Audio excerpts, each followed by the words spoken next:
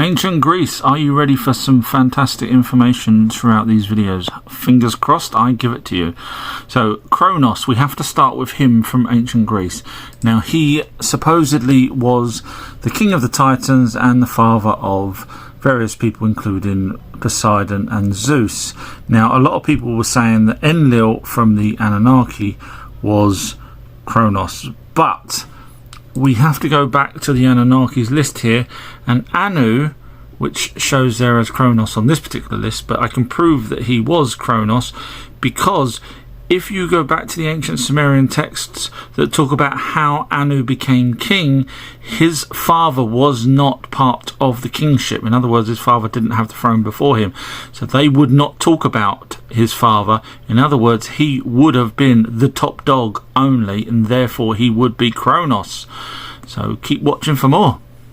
I'd like to try and convince you, the jury, that Kronos from ancient Greece was in fact King Anu from the planet Nibiru as an Anunnaki, or Elohim as their race name was called. And when they got here they were called Anunnaki, and they came here 450,000 years ago, which is all written in their ancient texts.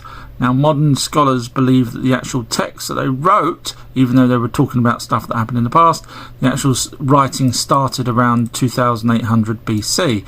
Now, when they came here, they gave themselves 12 supreme rulers that we ended up calling 12 gods, but they were 12 supreme rulers out of all of the Anunnaki that came to Earth at that point. Now, hold that thought, 2800 years, whereas the Greek gods were 900 BC. In other words, the Anunnaki predate the Greek mythology, and just so happens the Greek mythology has 12 gods just like the Anunnaki. I hope I'm convincing you so far. The ancient Greek gods are the same ones as the Anunnaki. It just so happens they all decide to wear virtually no clothes. They also decide to keep beards, as you see here in the Anunnaki older carving. And also it just so happens there was 12 ancient Greek gods, there was 12 Anunnaki gods. Skin colour just so happens to be the same, white, as here it says, it talks about Homer saying that the gods were white, and the text of the Sumerians say that they were pale skinned. The ancient texts also talk about the Anunnaki going to the top of a mountain and actually having a sort of a retreat place there, and then eventually they decided to stay there. I cover why in my Patreon video called Where Did the Anunnaki Go, if anyone's interested in that. And also I get told that by someone that reads Greek that all the Greek translations are correct. I'm just showing you here there's 80 words in the Bible alone. That's just, obviously there's so many more translations wrong, so it's not always. If Kronos in ancient Greece times was King Anu, why did he change his name to Kronos? Well, we just need to look here at Wikipedia. They have actually got this wrong. They wrote Enki came here and then changed his name to Ea, which is actually around the other way. It should have been Ea was changed to Enki, Kai being the name for Earth, which makes sense because Enki came to Earth. And we just need to look at some of the other players, such as Iana was also called Ishtar and Aphrodite. Marduk was called Ra and Thor. Yes, I'll get to that later on. And so they basically all changed their names. And there's only one description that I can find of when King Anu came down just after the flood, and they had a meeting place on the top of a mountain. You can probably guess that that was Mount Olympus, and then he was taken over to Mesopotamia. So that's the only record I can find of King Anu being in Greece. Kronos in ancient Greece times, I think, was King Anu from Nibiru, one of the Elohim people, and yes, Elohim being the actual race name, and the Anunnaki were the ones that came here to Earth, and the Aegi were the ones that stayed on Mars, and they're all still Elohim people. Now, Kronos says that his father was the supreme ruler and he overthrew him by killing him, whereas King Anu never had a father that was in charge, so therefore King Anu couldn't have done that, but he did actually overthrow Allelujah. Now, what I'm saying is the people that translates the ancient Greece, if they do not do what I do, which is research everything, if they only research ancient Greece, then they're going to put down that Kronos overthrew his father, whereas it was probably Allelujah that they're referring to, but of course they don't do enough research around everything. If you watch my previous videos, you'll see that it looks like Kronos is looking more and more like he was King Anu from the planet Nibiru. And there is some more similarities actually, such as Kronos married his sister, and guess what? King Anu there married his sister Antu, or technically half sister, and I think the same goes for that. Now there's also where it says Kronos lost his throne to his son Zeus, whereas King Anu actually gave the control of Earth over drawing lots with little straws. I know it sounds stupid, but if you've watched my previous videos or done research, you'll agree with me that he actually gave Earth to Zeus, which was Enlil. And I don't think researchers with ancient Greece has pieced everything with Sumeria. I thought I'd show the results of the poll where I asked, did the Anunnaki build the pyramids? And as you can see, majority of people said yes, which is fantastic because it means people are awake.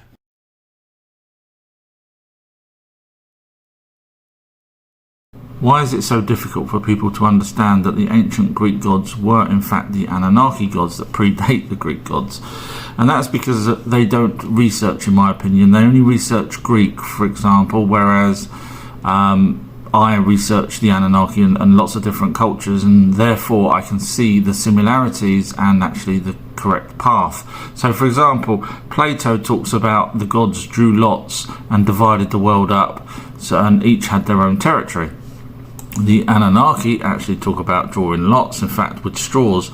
They did that a few times in their ancient texts. One is when King Anu came down about 430 odd thousand years ago, and Enki ended up with the Abzu, and Enlil ended up with Mesopotamia, and King Anu ended up back on Nibiru. And then they also did it again roughly 10,000 years ago, when they taught humans. They divided the land up into four. Ancient Greece, Zeus was Enlil, supreme ruler of the Anunnaki.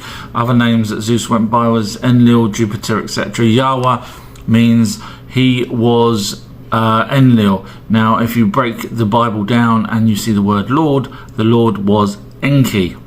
Yahweh was Enlil. So next time you read it, that makes a lot more sense. I don't know why this person's done him as a darker skin, because all of them, Jupiter, Zeus and Enlil, were described as blonde with blue eyes.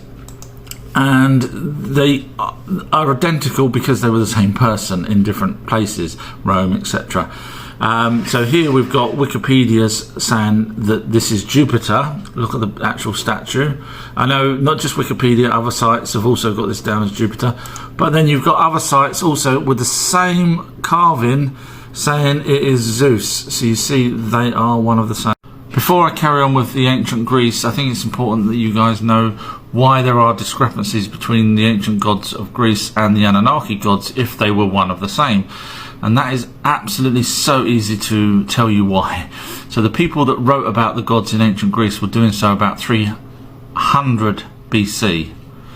Whereas the Anunnaki, who were the ones doing the things that they're talking about, were doing those things 400,000 years ago, not 3,000 years ago, 400,000 years ago.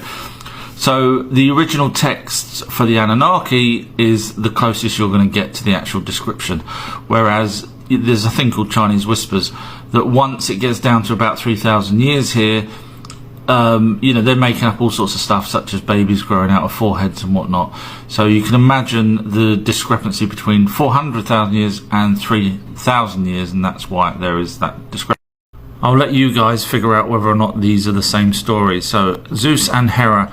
Zeus tricked Hera into having relationships with him. He pretended he was an animal, so the story goes in ancient Greece, and forced himself upon her, and she became pregnant, and then she was asked, does she want to marry him?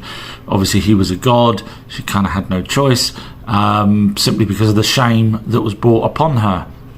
But the Anunnaki version, now if you believe Enlil was Zeus, Enlil went up to Sud, who was a young, very young, too young if you know what I'm saying, girl, forced himself again upon her, she became pregnant. The Anunnaki said that does she want to marry Enlil again because of the shame, And she said, yes, she bore children just like Hera. Tell me what you think. One of the same?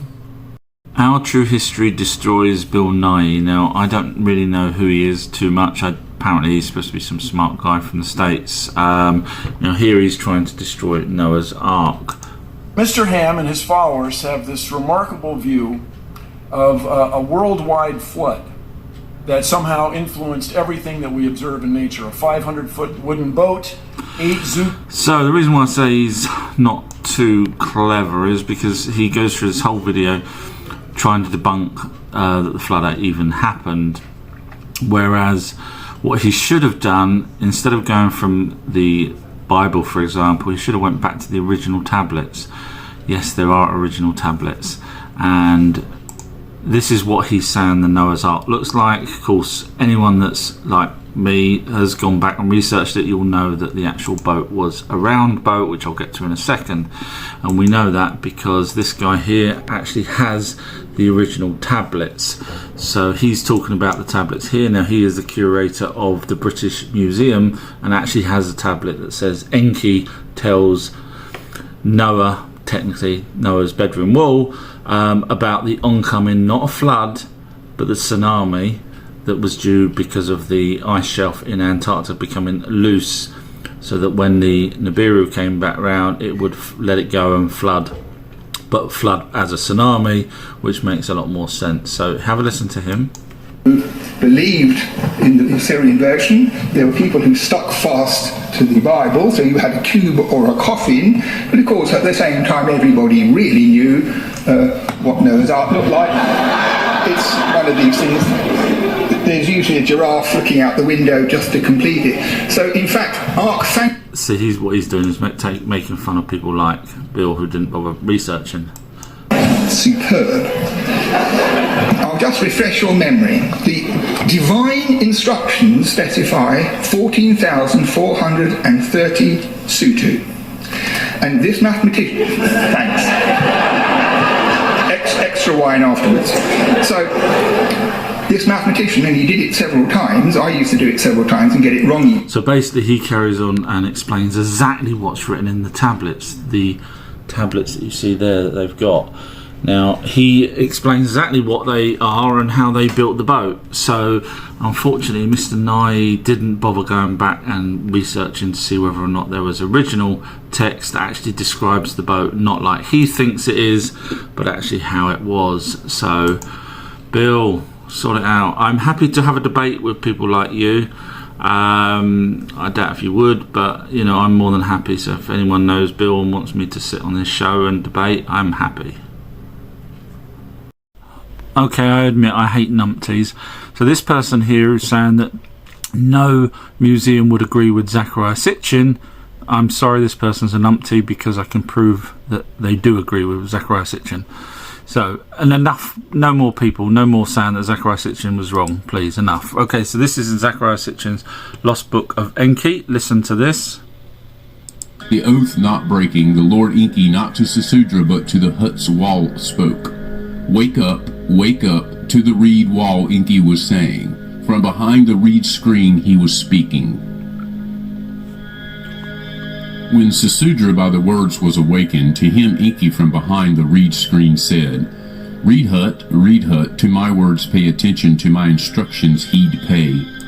Okay, so that's Zecharia Sitchin. Now this is the British Museum, who, don't forget, Numpty said that no museum would agree with Zecharia Sitchin.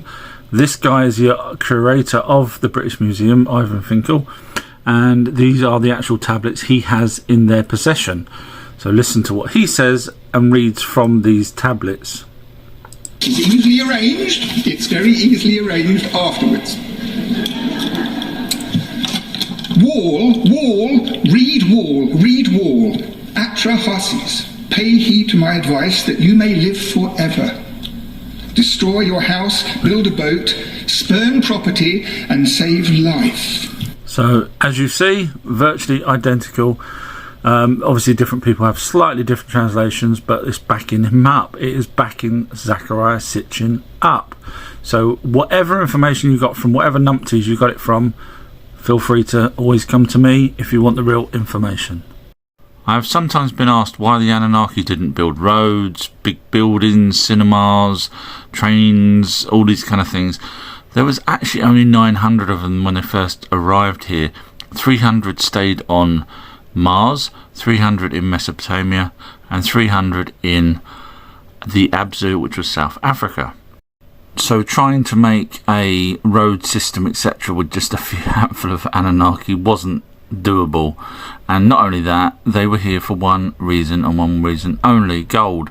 So then people say, well, what? Hang on, why didn't they teach us how to build stuff? Well, they actually did, which is why we end up being as smart as we are now. If the Anunnaki's got flying craft, why didn't they bring down or create futuristic cars? Again, on their home planet, we assume that they had cars, but they may have just had creatures that actually rode. I mean, we used to ride horses until we actually got cars.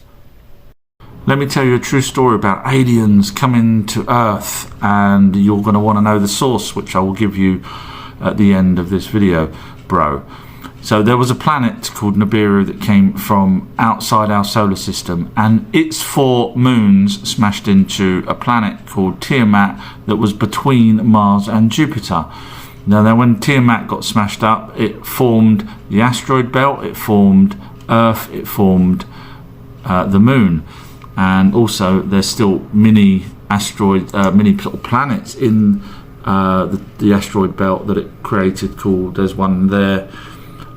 So it's not just rocks in the asteroid belt, there's mini planets. Now the source of the information is these tablets here. This is called the Relish. It's in the British Museum. There's many other of these tablets around the world, and if you say they're fake, then there's no hope for you. There is no such thing as an Anunnaki or an alien. We've all been lied to. All those hundreds of thousands of stone Sumerian tablets and papyrus, etc., that all actually follow on over centuries, all talking about the same characters, e.g. Poseidon, Neptune and Enki are all one of the same. They're all just, written for a giggle over hundreds of thousands of years by different people in different languages, talking about the same people. It's a pretty good story, but it's still fake. Where are those tablets? Where's the show me the tablet that actually says the Anunnaki got upset mining gold and they complained to Enlil, which was Zeus, and eventually Enki decided to create a worker race called humans. Where's those tablets? You're lying. They're always somewhere. Hang on a minute, is this the tablets? And it's in the British Museum. This particular one is called the Astrahasis. And this one tells you about... Yeah, it does. Wow. Mind blown. Let's use some logic here. If the giants were real in ancient times and they were the sons of gods, in other words, the Anunnaki had relationships with humans, as says also in the Bible, that they ended up producing some giants. Now, not everyone was a giant. We had demigods, etc., but not every Anunnaki descendant was a giant, and that leads me, my own personal belief, that they had gigantism. So let's have a look now. Enki just happens to have trident. Poseidon, trident, and Neptune are all one of the same people. And if that's the case, then that means Poseidon would have had children occasionally that were giants in Greek times, and yes, he did. There is Orion, there's Otus, and there was I'm terrible at pronunciations, Lastricius. So it all makes sense. Breaking news, you're going to hear this first from me, and then eventually other people will start copying me. So this is a scan of a city, buried city in Bolivia, Amazon, and this city is built in concentric circles, as you can probably see there. This is obviously underground, hidden, but it's been picked up by lasers, etc. Now, if you look at the concentric circles, where else have you heard of concentric circles? Yes, Atlantis.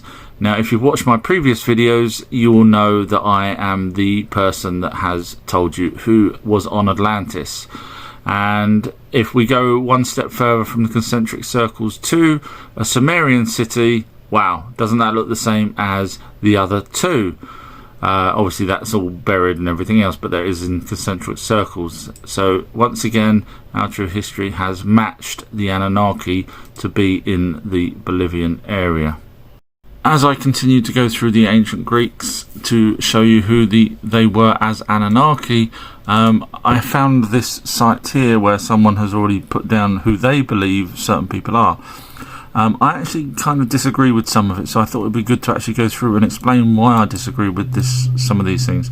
So this person here has put Anu, which is King Anu, as Kronos, which is fine. They've put Nana down as Osiris. So this is Greek column,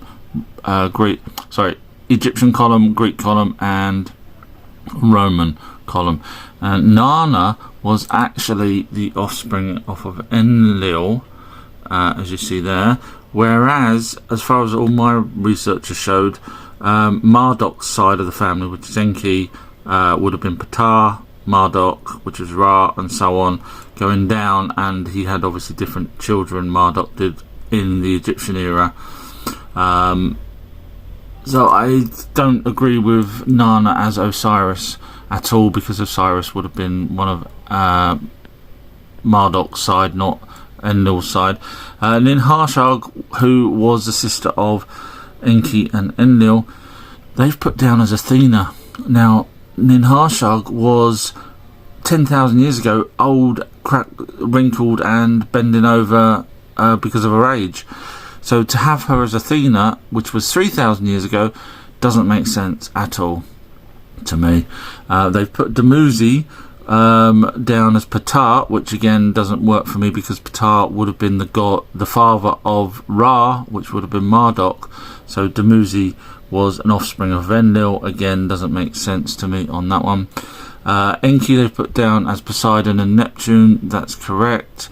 Enlil they've put down as Zeus, Jupiter. Correct. Marduk they put down here as Ra, Horus. No, you can't have Ra and Horus. It's Ra. Horus was an offspring off of further down from Ra, so you can't have both. Apollo, and then they've wrote Apollo again, so that's not quite right. Ningazida they've done as Thoth and Hermes, which is possible, which is where I go along with that version. So as you see, I'm running out of time, but as you see, there's other people have got different thoughts, so always do your own research instead of always listening to me. And I must just say, if I do ever say I'm the only person that's found something out on some of my other videos, which I have, it's not me being big-headed, it's you would put up a post on your social media if you won something or did an achievement. 40 years of research, that's why I say, and I'm proud of myself, that's why I say these things. I sometimes get people saying that white man has changed. I get a lot. That the old Sumerian tablets to match what they want it to believe, and even though I've asked thousands of times, please give me proof, this is the sort of answers I get, that hey, we've got things wrong and it's been changed. So here is Ivan Finkel, and he's the curator of the British Museum, and this is a tablet they have, just one of many. So this is a dictionary, is what Assyriologists... So it's a Sumerian dictionary, so that's how we know we've got it right. And here is Ishtar. The British Museum's agreeing that Ishtar was a real person. Iana as we know, also as Anunnaki. This tablet on the left, the descent of Ishtar. See, so everything's matching up so far, and believe it or not, the Library of Nineveh and Alexandria Library actually had the clay tablets like this. They would make copies of them, which means we actually have two or three, sometimes four sets of the same thing, so they weren't. I love a good conspiracy, but I still can't believe people think that dinosaurs never existed. First of all, what benefit would there be in creating fake bones and then making up different creatures around the world? For what benefit? I don't see the logic in that. But it's not always paid for people that actually find the dinosaur bones. For example, there's a 12-year-old boy here that actually spotted some dinosaur bones, and a girl spotted dinosaur footprints. And the first dinosaur bones was actually found in 1677. So what do you think they'd done? Do you think they thought, do you know what, in 1677, do you think they thought, oh, let's make up some bones and ring round all the other museums around the world? Well, actually, telephones didn't come into existence until 200 years later. So they would have had to have hoped that everyone for 200 years would have gone along with their lies. Crazy. The Eye of Sahara, some people believe it's Atlantis. It's not. First of all, there is no evidence whatsoever of any civilization there other than just rocks going up in a formation. This was also in Africa here, whereas the Anunnaki, which were the Atlanteans, if you watch my previous video, I conclude successfully that they were. The Anunnakis at any one point was down here in South Africa, what they called the Abzu. And even mainstream say that the Eye of Sahara was, they believe, formed when Pangaea started to pull apart. Pangaea, we're talking millions and millions of years ago, whereas Atlantis was 3,000 to 5,000 years ago, as a difference of millions of years. And even Plato admits that it was sunk, whereas as you can clearly see there in the picture, it's not sunk. And also the Emerald Tablets of Thoth also say it was sunk. So there is no evidence whatsoever that the Eye of Sahara is Atlantis. There's a Russian boy that seems to think that he is a reincarnation of an alien that was on Mars, in other words, a Martian. I have a few issues with his story. Basically, teachers are saying that he was a very smart boy, blah, blah, blah. And therefore whatever he says is probably true about Mars. However, there are some huge discrepancies. So first of all, it says here that the boy believes there are other children here on Earth that are reincarnations of what they called the Indigo children, and they survived a nuclear war on their own planet. The boy then says that many Martians were immortal. Many, not all. That's a cop-out.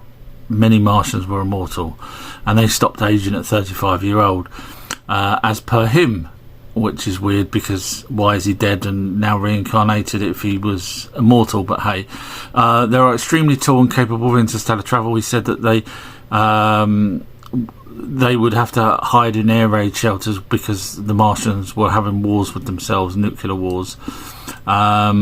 And here it says Martians could travel in time and space and would be flying around in spaceships. First of all, the Anunnaki were on Mars. Not one mention in their ancient texts. Now, I know which one I would rather go by, ancient texts or a little boy that's referring to all sorts of fantastical things. And I say fantastical because if you've got time travel, then you would be able to go back and stop yourself from using those nuclear weapons on yourselves, I would have thought. But it gets better.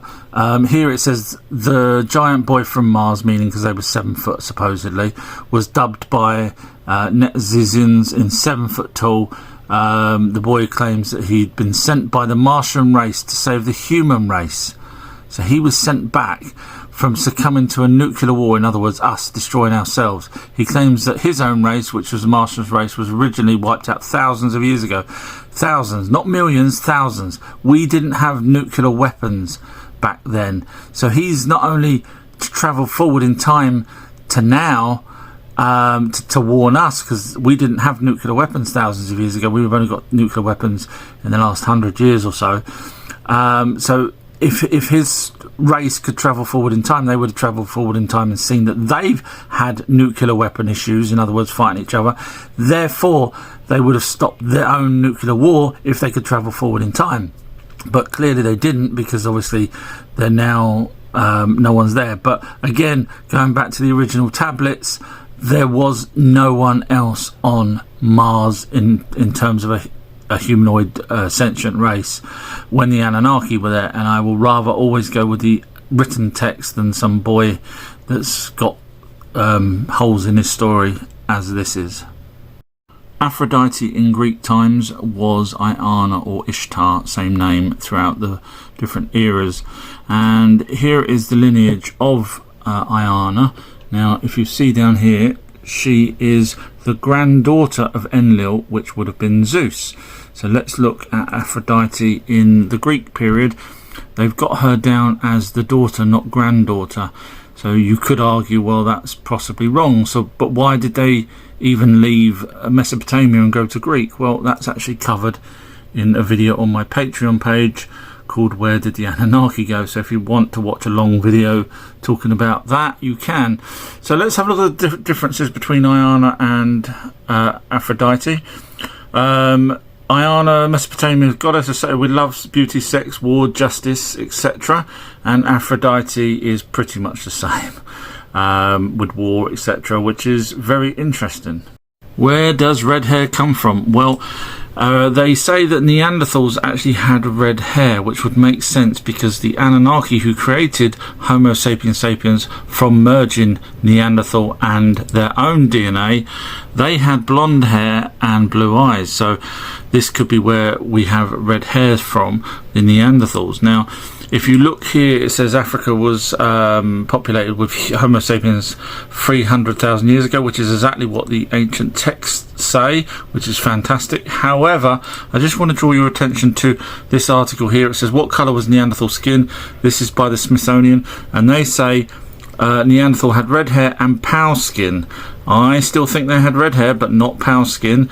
And if you look under here, another location, not Smithsonian, who I don't trust at all, Europeans from this article here, New Science, saying that they had dark skin and brown hair. So there you go. The Pyramid of Menera, as pronounced probably wrong there. Now, this isn't a pyramid, let's be honest. There's no blocks, there's no solid blocks like there would be with the Great Pyramid. And I suggest it's a tomb, just like this. Now, imagine if this was all destroyed. You would have thought, because of the base, pile of rubble, you would have said, oh, well, that was a pyramid. But it's not, it's a tomb. And I suggest this was actually a tomb, just like this, not a pyramid. And inside that pyramid was a sarcophagus like this. Now, inside that sarcophagus was supposedly this mummy. Now, actually, it never had any wrappings around it, which makes it not really a mummy. And the reason why I don't even think it's a correct person is that hair there was done for a younger person, according to historians. So it wouldn't have actually matched the person who they believe was the person there, Mare. Now, if you look here, even scholars thought it was just some burial. In other words, it wasn't a mummy until later on now believe the mummy. Yes, but it wasn't a mummy originally, it was just a burial, which is interesting. And we could say, well, let's go and have a look to see who this person really was. Let's do some DNA testing, let's do some testing. However, there was never any photographs of this in that sarcophagus, which makes you wonder why. Then you say, okay, well, at least we got the body. This is the oldest known mummy, even though it's not really a mummy. Oldest known mummy in history. Where is it? Which museum's got it? Well, they lost it shortly after. What do you mean they lost it? In other words, I'm saying this was never in there, and this was taken a picture of from someone else, which is why it doesn't actually match. And as you know, they do lie. Archaeologists lie all the time, unfortunately, such as the person that faked this cartouche on Khufu's pyramid, which has now been proven to be fake. So you can't trust an archaeologist because they obviously want notoriety, which is why they actually do it. So this is my opinion of that non-pyramid, which really is just a tomb. This is a depiction of Enkidu, who was a creation created possibly by Enki, who was an Anunnaki leader, and Enki also created humans, so we know Enki did mess around with DNA. If Enki is the same person as Poseidon in Greek times, then possibly Poseidon might have created creatures if they were one of the same people. But who else did Enki create other than humans and Enkidu? Well, also the Bull of Heaven, which some people believe is the Minotaur. Now, if Poseidon is Enki, did Poseidon create any creatures? Well, funny enough, they did. So he did. So here's a list here: dolphins, octopus, etc., that Poseidon created. Now, is that a coincidence? Both of them, both gods, creating creatures? I want to show you guys just how much mainstream rammed down our throats. Now, this is a video talking about pyramids being tombs. If you've watched all my other videos, you know that no pyramid was ever a tomb, including the last video that I just done.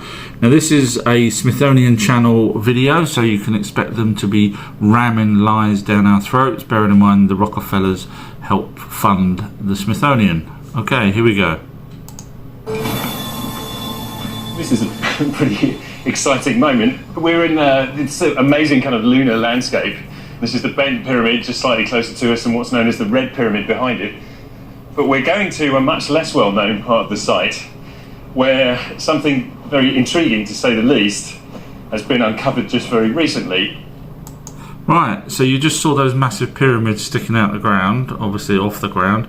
This is what they're calling a pyramid. Where's all the big blocks? Where's all the... This is it. It's literally just something underground. So they're saying that's a pyramid. Lazy...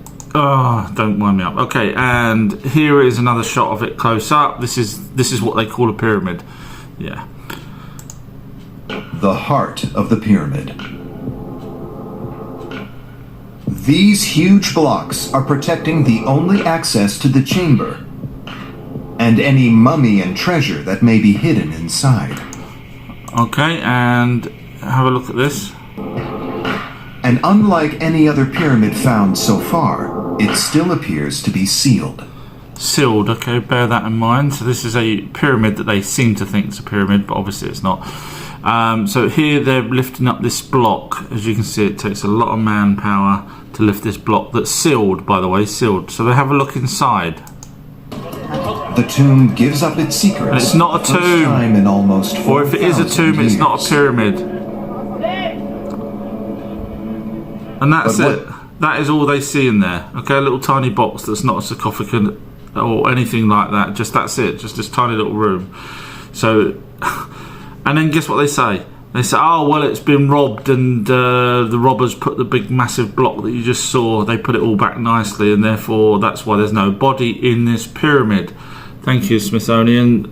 If you would like me to have a work for you and actually show you how it's done properly, please let me know, because this is full of crap. Where did the Greek language come from? Well, it was probably more than likely from the Tower of Babel incident, when everyone was told to learn a different language by Enlil. And this gentleman here is Ivan Finkel. He's the head curator of the British Museum for Mesopotamia History. And he actually believes the Tower of Babel was real, based on tablets. Now, the actual tablet, there is a copy of an older text, and the copy is in the Louvre in Paris. So they're not always in the British Museum. And the Tower of Babel here was supposedly in Babylon, which makes sense because the Tower of Babel was made by Marduk, who was the god of Babylon.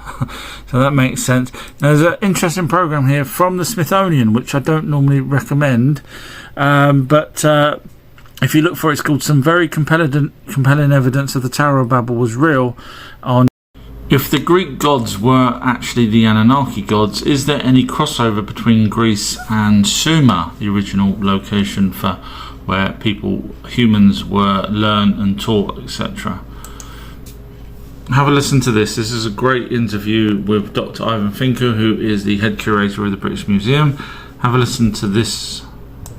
One of the most compelling pieces of evidence is this, that the Sumerians first, and then the Babylonians after them, they had very sophisticated mathematics. From 5,000 years ago, they could jiggle around really big numbers. They were very clever with numbers.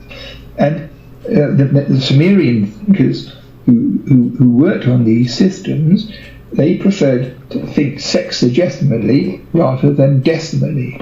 So in other words, we work with 10, the number 10 usually, because most people have 2. So basically what he says is originally Sumer had the 60s instead of 10s. So when we count in 10s, they counted in 60s. Now when the Greek people went over, they learnt this from the Babylonians, who learnt it from the Sumers, and that's why we get 60 minutes in an hour and so on. And have also listened to this. Not everybody would believe that. It is a rather mysterious matter. I've often wondered about what it means. And so they didn't have the kind of religion where there was a heaven that you'd go to. They didn't have this sort of idea. So this is Sumer. There was no heaven back when Sumer was around. As I say, heaven is a man-made construct. Obviously the translations should have been space. We've translated it as heaven. And also, interestingly, speaking while on the subject of Sumer, in the same interview here, Ivan Finkel actually says the language looks like it's from another planet, which is kind of interesting because obviously it belongs, the Sumer language or cuneiform Sumerian language belongs to the Elohim, which is the Anunnaki's race name. And one last thing, have a listen to this, also on the same interview. And it's true. We know that there was a like in many other parts of the world, they had many gods and goddesses in ancient Iraq. The Sumerians and the Babylonians too. There were local gods and goddesses. So when you had a city-state, there'd be a big god in charge of it, but a small village might have a particularly small god looking out for them. So eventually there was a lot of gods and goddesses, and sometimes you have an interesting phenomenon in society. So basically what he carries on saying is that they worked out that they're all one of the same, e.g. Greek gods, Anunnaki, all one of the same gods. Medusa. Do you really know her? Well, I thought I'd go through some of the ancient Greek stories. Now, that sometimes there are more than one version of a story, but let's go through Medusa's. So in one version, she is a very attractive lady, and she would tend to Athena's temple, in other words, looking after it, etc. And one day Athena got upset that she was so pretty that everyone was actually going to see Medusa instead of Athena's temple, but nothing actually happened until Poseidon, which possibly could be Enki, came along and forced himself on her on the throne of Athena's temple, which caused Athena to be very upset with Medusa, even though it wasn't her fault. Literally, Poseidon did naughty bad things and he shouldn't have. So Medusa was cursed by Athena, and I'll tell you in the next video what happens next. After Medusa was forcefully attacked by Poseidon on the altar of Athena's temple, Athena became very angry that her temple was now violated. So Athena then put a curse on Medusa, causing Medusa to have snakes in her hair and turn people to stone. Now Athena banished her, and obviously Medusa left there, and Medusa was out in the wilds for a long time, wandering around, and eventually, obviously unfortunately killing many people that tried to kill her, just by looking at them. And eventually she came across this old derelict building, and she went into the derelict building and she stayed there, but what she found was that she wanted to clean it up, and as she cleaned it up, it turned out it was an old Athena temple, one that so she started to look after it. I'll tell you more in the next video. Following on from my last two videos about Medusa, Perseus was sent by King Polydectes to chop her head off, and he was also given a mirrored shield from Athena, sandals of gold wings from Hermes, and a sword from Hephaestus. And when he finally reached Medusa, he used the shield to reflect an image so he wouldn't look directly into her face, and managed to chop off her head, which he then returned back to give to Athena. Now, interestingly, it was Athena that gave him the shield. So what we've got is this young lady, Medusa, who was very pretty, was basically, she didn't like her because she was too pretty, and she ended up helping Perseus by giving him the shield to kill Medusa. So it's kind of a sad story, that version of it anyway. Rh negative blood comes from the Anunnaki, which is also the Greek gods, the Roman gods, the Egyptian gods, etc. And their offspring have Rh negative, and they obviously bred with humans and eventually either diluted, or some people still have Rh negative, which is a blood type that actually kills babies, which is a foreign blood type. No other species has that type of blood that will actually kill their own babies. Now, this numpty website here, the Tech Interactive, literally says that it's an ordinary trait because there's quite a lot of people with it. So in fact there works out to be 1,200,000,000 people with Rh negative, because that's normal then. But hang on a minute, there's 1 billion disabled people. Does that make that normal? If you're interested in finding out more about Rh negative, on TikTok, Blue Moon Sigma, follow that person. This person tells you absolutely everything you ever need to know about blood types. When I was in Greece researching, and yes, I don't just sit at home researching, I was talking to the lady, the tour guide in the museum, because from the museum you can actually see the Acropolis, and the lady was saying that the pillars here were made deliberately into sections instead of one solid piece, which they could have done one solid piece, but they did them in sections. And she said there was a bar of some description inside going up, and she said that was done so that if there was earthquakes, the building would shake but wouldn't totally crumble, and in other words it made it earthquake proof, which I found really interesting, because when you actually then look how often Greece has any kind of earthquake, here it says every 2 to 3 days. Some of them obviously so minor you can't feel it, but I mean, what kind of people thought ahead like that? Amazing.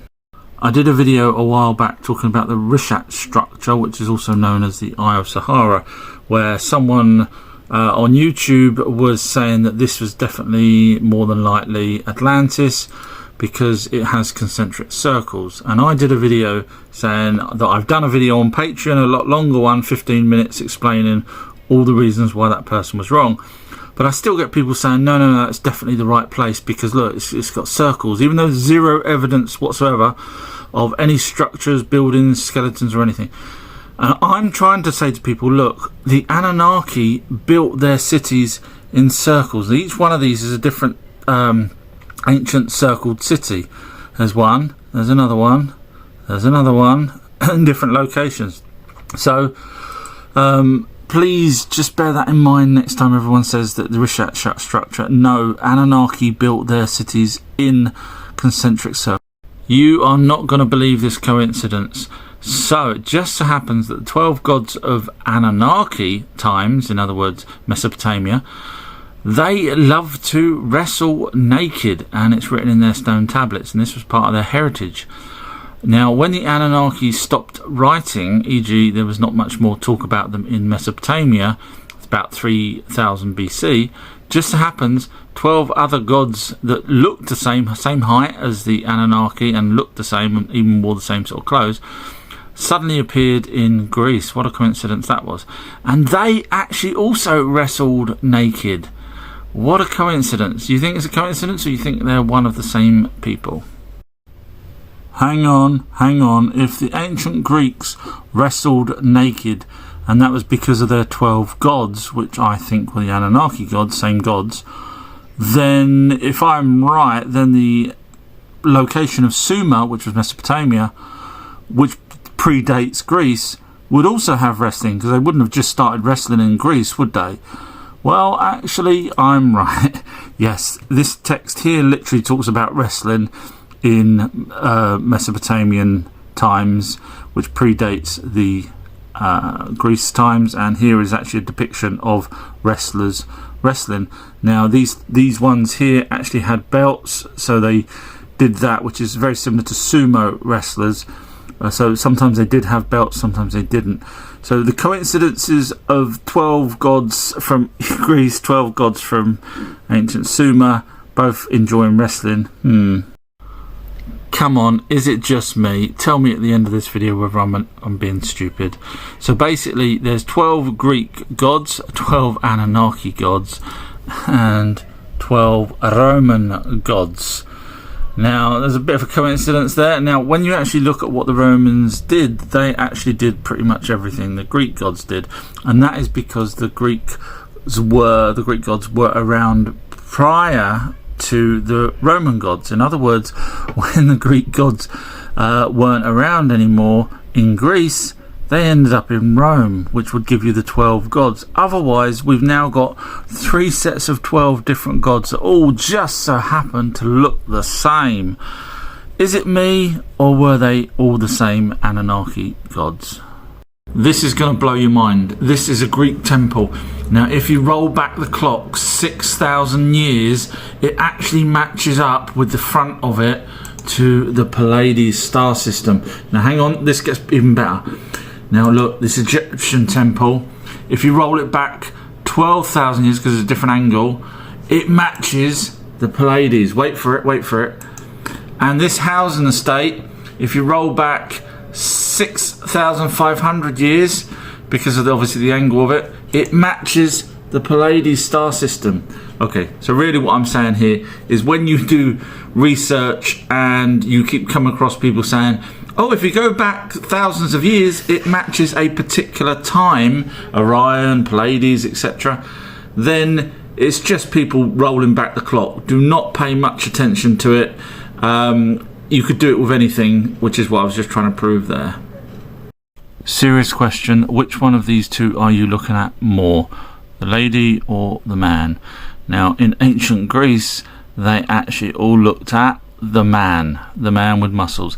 Now, they actually did this because they found the male body to be far more important than the female's body.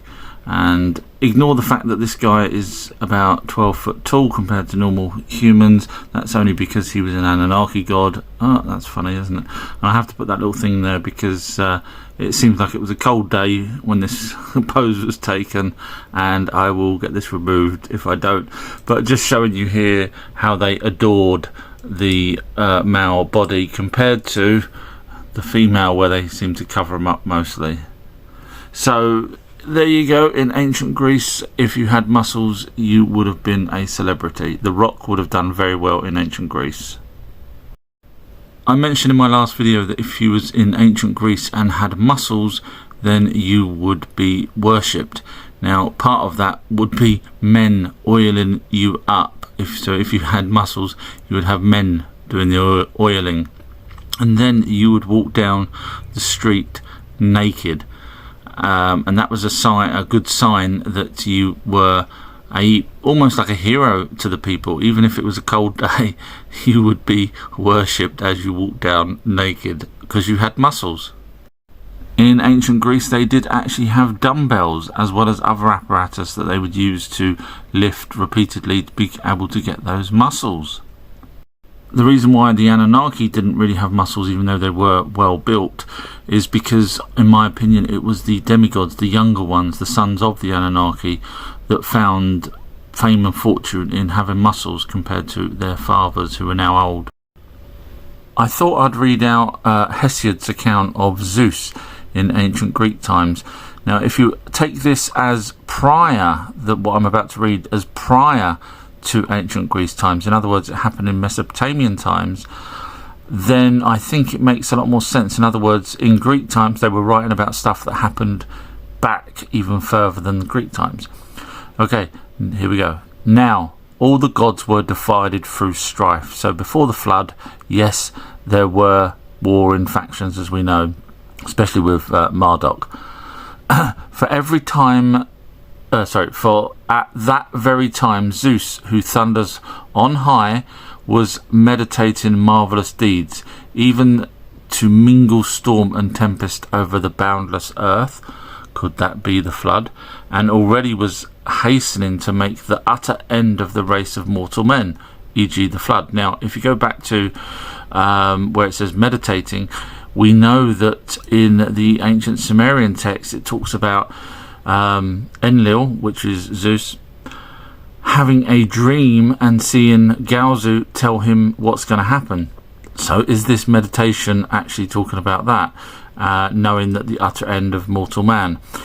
And then it goes on, declaring that he would destroy the lives of the demigods. Now, bearing in mind, demigods would have also been the Nephilim.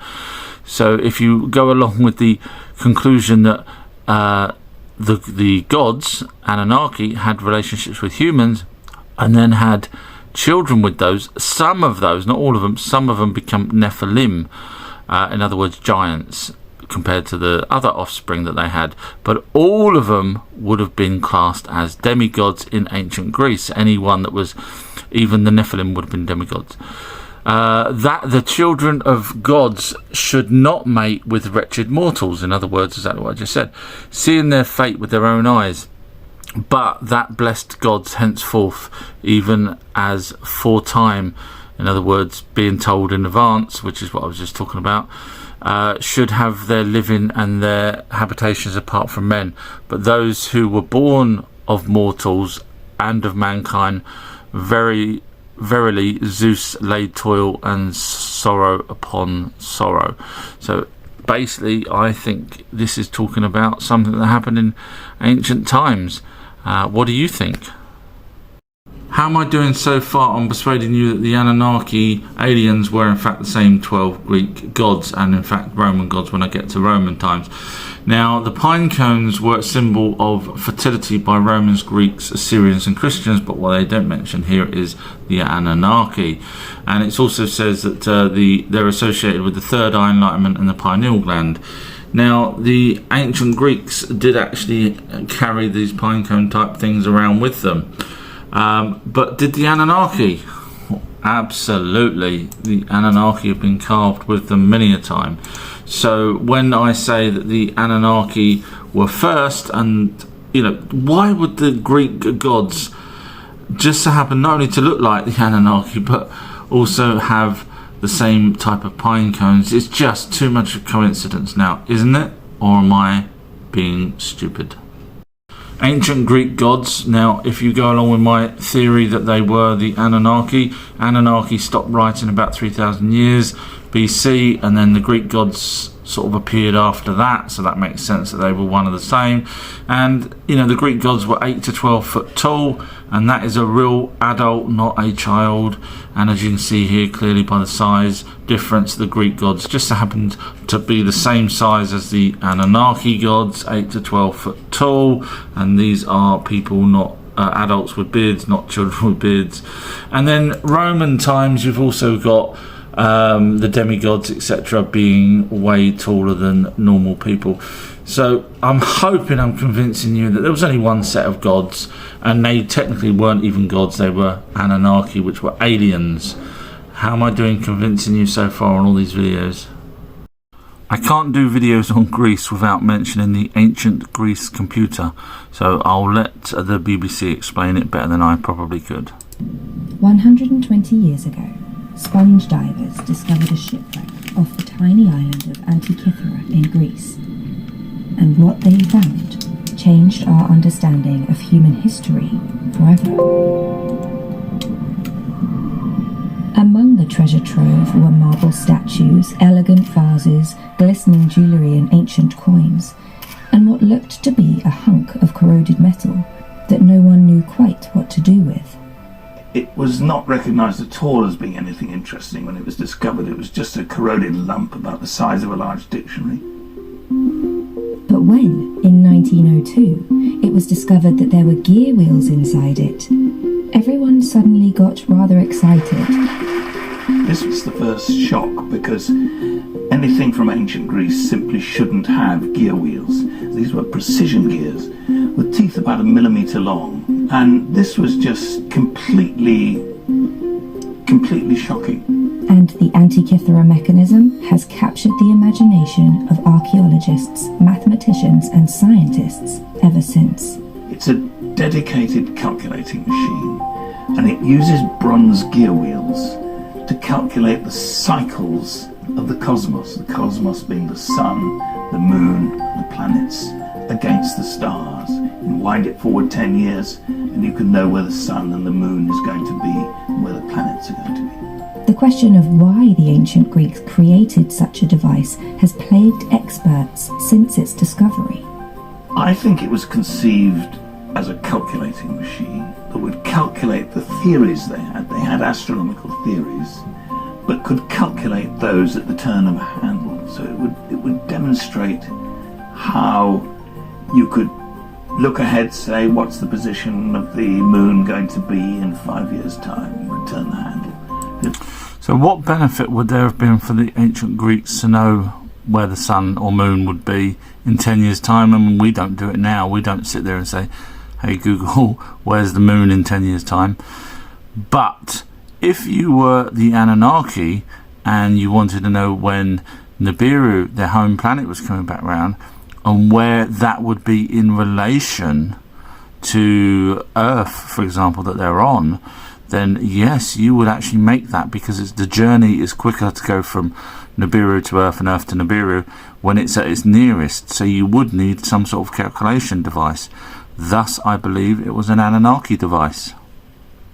Following on from my last video regarding the ancient Greek computer, some people have asked, was it ever built?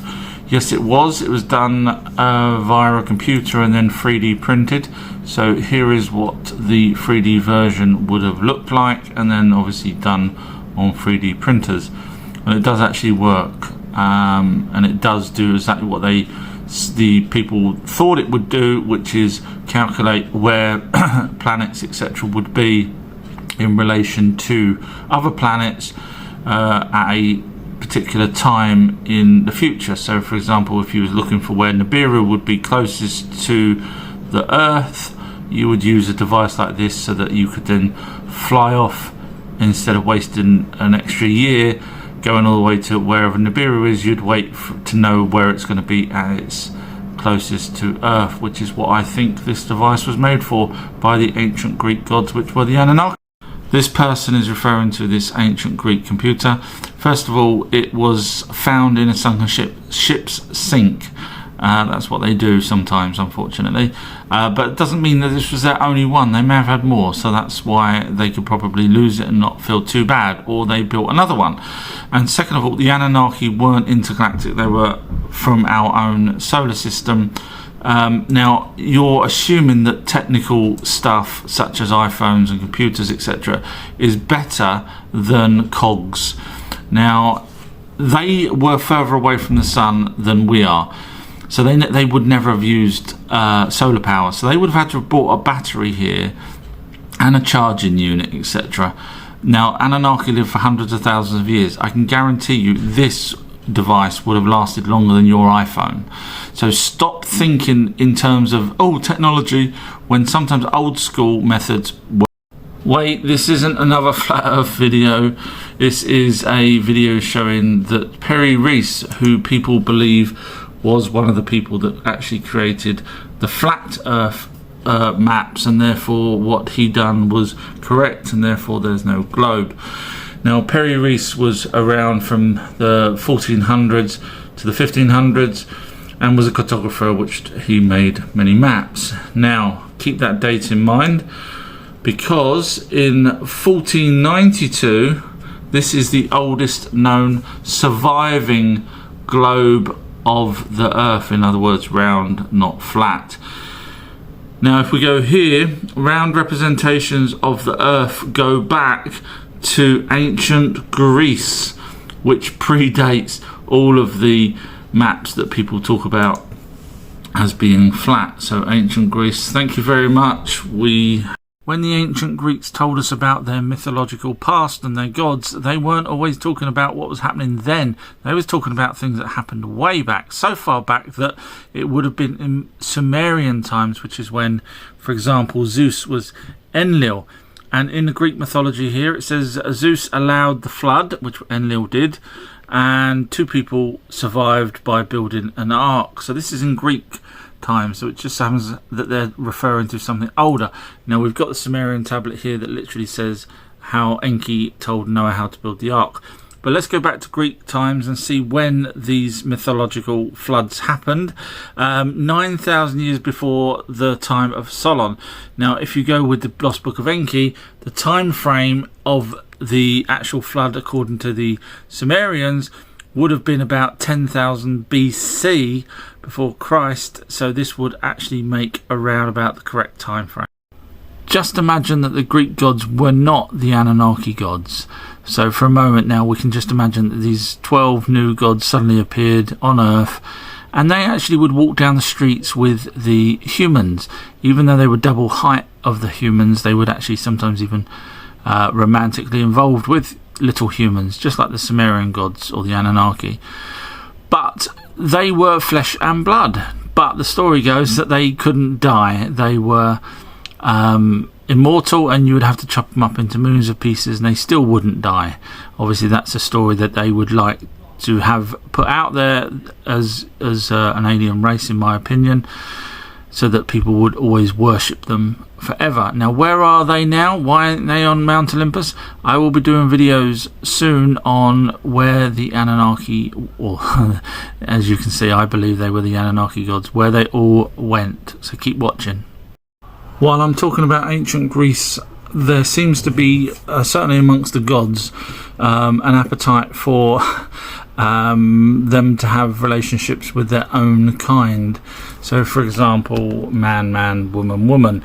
There is no descriptions that I'm aware of that sort of basically says that there is anything else other than a man and a woman. You know, there's nothing to sort of suggest that there's 100 different genders. They just basically did what they wanted to do. As with the Sumerian gods, you find that they would, you know, marry their half sister and have relationships with their uncle and so on and so on.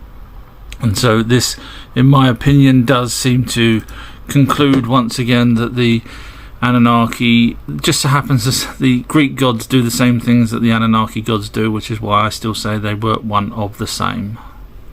I still get asked why aliens use old tech. And that's regarding, for example, the Greece computer here that was found in a sunken ship and basically tells when the planets are coming around. There's no benefit that the planets, for the Greek people, whether or not the planets are going to be near or far, that was no benefit whatsoever. But to the Anunnaki, to know when their planet come nearer, it makes more sense. Now they built this because you got to remember there was only about 2,000 Anunnaki by the time this was built on Earth. That's not enough to go and make factories and, you know, mass produce things. They didn't need to mass produce anything. They just needed to build something that would actually work for them, and that's why they don't have the you know, this in a tech format, I'm guessing. And also, this doesn't require a battery. It's a wind-up operation, so this will last a lot longer than an iPhone, for example. And also, you've got to remember, they've got to teach people how to use it. Sometimes they may have needed humans to actually use a device. So showing them an iPhone is difficult. Showing them how to wind something like this makes a lot more sense. And also, the Roswell stone here. This is just a stone. But watch my other videos, I do explain exactly what this is for. But basically, this raised image here, which also matches a crop circle, has got magnetic in it, and just like we used to use magnets, magnetic tape, etc. for storing information, this is a star chart for the little greys, and they didn't care about packaging. You could say, oh, why isn't it all sophisticated and nice? Why is it a stone? Because the stone outlasts everything. So just bear that in mind when looking. Now also, you've got this, the Awuma craft, which is basically a hollowed out lump of rock. And you could say, but they could look, you know, they could build the Starship Enterprise. Why didn't they, you know, why cut a whole slab of rock out of a planet? Because it makes more sense. Stop trying to think in the way that, you know, technology is better. Sometimes it's not. So it's easier to have a lump of rock flying through space than it is nuts and bolts that could go wrong. So you've got one whole solid lump here, which obviously is more airtight than loads of, you know, metal bits stuck together. So I'm just trying to show that, you know, please try and remember, you don't need technology. That's fantastic if you've got the power to survive, you know, for it to longevity. But if you run out of power, you're going to go back to that. And also, you need people to build that, and you only need it one off. So what's the point? You might as well just use this. So that's why the Anunnaki weren't using tech all the time, because it makes sense not to use tech all the time. Hi guys, breaking news. This newspaper at Maine in America, I think it is literally saying Bigfoot is real, and I've just read through it, and it talks about that they've got some sort of proof that they're going to be releasing periodically. So here we go. I wonder if they've got a dead Bigfoot. Hopefully not. So there we are. We have got the final proof that we've been waiting for. However, I've just made this newspaper article up trying to prove to you a point that when you read things like pottery was found in the Eye of Sahara, the Rishat structure, you believe it because someone says it on the internet. No, there is no pottery found. The pyramids were built by humans. No, they weren't. We got no evidence whatsoever. It always goes back to evidence. The dome over Earth, no evidence of a dome, none. I know people will say, but there's websites. No, this is my point. Stop believing everything you read, even the stuff I say.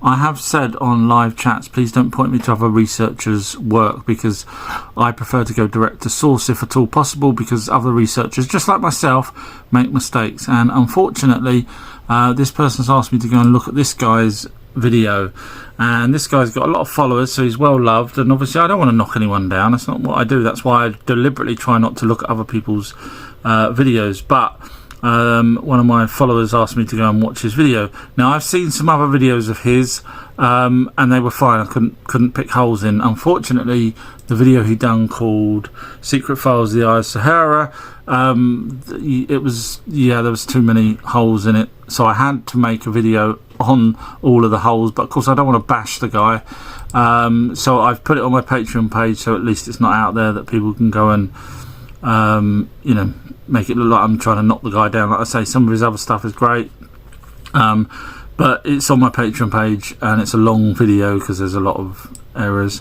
But here's one error that you can just sort of go straight away see. Also said to be an abundance of elephants, and elephants live in Mauritania today and have for thousands of years. In fact, there's an even ancient cave art depicting elephants. So he's basically saying because there was elephants mentioned by possibly Plato, and that Africa has elephants, therefore this is the actual eye of this is Atlantis. However, zero, zilch, nada, and he even admits this, nothing has been found there at all. No bricks, no buildings, no skeletons, no nothing. But I actually go through in my long video exactly how this formed, what this is, why it doesn't have, why it's not Atlantis. I go through it all, and anyone that's watched my videos know that I will go through it, and I have done it. So it's on my Patreon page if anyone's interested.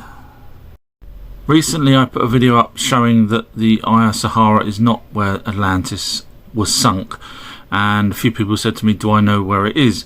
And if you've watched my videos, you know that first of all I conclude successfully in my opinion that the Anunnaki were the Atlanteans, and I'm also doing a map showing where all the Anunnakis went at different points, which means I will be getting to where Atlantis was. So if you are interested, keep following. And just a quick advert from a sponsor, which is fridgedoораlarm.com, and anyone that's got a fridge that they leave open, you know, retrospectively, that they don't have one of these modern type fridges, this is a lifesaver. I've actually got some on my fridge and freezers, and my kids leave the fridge doors open all the time, and I know that they're in the fridge because the alarm goes off. I've been asked a few times, where can you listen to my Our True History podcasts, and I've told people Spotify. Unfortunately, they've been coming back saying that Our True History is this person and talking about history of black man according to the Bible. That is not mine, so if you want to listen to that, that's fine, but my one, you would need to just simply type in Our True History, and there I am. Mark Thomas is an alias. And look for the monk holding the skull. But if you also want to know where my podcasts are, they're on my website, which is ourtruehistory.co.uk, and you can click on direct links here to go to Apple, Spotify, etc. They're all on there, and also they're actually just here straight away. You can just play, you don't need to have any of those other podcast type things. You can just listen to them all here.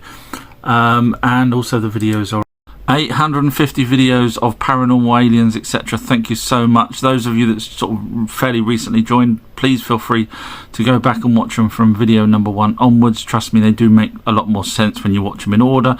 They're also on YouTube and my website, which is ourtruehistory.co.uk. But something that's coming up on video number 1000, which you don't want to miss, is my version of what happened to the Anunnaki. Now, we know the Anunnaki left Mesopotamia, and I've did a Patreon video already on that, explaining why they left Mesopotamia and Egypt. So if you're interested in that, that's on my Patreon page. But I'm going to be explaining where the demigods went. And as far as I'm aware, no other researcher, I know I get told off for saying things where I'm the only person, but I do that because I'm proud of my work. So keep watching.